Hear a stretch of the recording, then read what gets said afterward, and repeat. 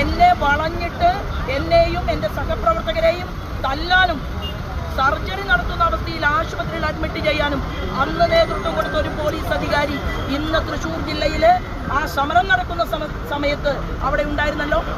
എൻ്റെ മാന്യത കൊണ്ട് ഞാൻ പറഞ്ഞോ, എന്നെ അടിച്ചു, എൻ്റെ തല പൊളിച്ചു, എന്നെ ആശുപത്രിയിൽ 8 ദിവസക്കാലം ഞാൻ കിടന്നു. അതിനുശേഷമാണ് എനിക്ക് പുറത്തിറങ്ങാൻ സാധിച്ചത്. ആ പോലീസ് അധികാരി ഇവിടെ കാവൽ നിൽക്കുന്നുണ്ട് എന്ന് ഞാൻ പറഞ്ഞു. ഇല്ലല്ലോ, എന്താ പറയാതിരുന്നത്? കാരണം അത് അദ്ദേഹത്തിൻ്റെ ഡ്യൂട്ടിയാണ്. സമരം നടക്കുന്ന സമയത്ത് അടിക്കും, സമരം നടത്തുന്ന സമയത്ത് ജലപീരങ്കി പ്രയോഗിക്കും, സമരം നടത്തുന്ന സമയത്ത് ഞങ്ങളെ ആക്രമിക്കും. അതെങ്ങനെയാണ്? നേർക്ക് നേർ നിന്നുകൊണ്ടാണ്. എന്നാൽ പിറകിൽ നിന്ന് ഞങ്ങളുടെ നേതാക്കന്മാരെ അടിച്ച് ഇല്ലാതാക്കി കളയാമെന്നുള്ള വ്യാമോഹത്തോടുകൂടി പടിയെടുക്കുന്നവർക്ക് താമ്രപത്രവും. എന്നാൽ സത്യസന്ധമായി BJP-ക്കാർ ഇവിടെ നിലനിൽക്കണം ആരോഗ്യത്തോടുകൂടി എന്നാഗ്രഹിക്കുന്നവരെ ചുറ്റി വളഞ്ഞ് പരിശോധന നടത്തിയിട്ടൊന്നും ഒരു ഉണ്ടയും ഉണ്ടാകാൻ പോകുന്നില്ല എന്ന് വളരെ വിനയത്തോടുകൂടി സ്നേഹത്തോടുകൂടി മാധ്യമ സുഹൃത്തുക്കളെ ഞാൻ അറിയിക്കുന്നു.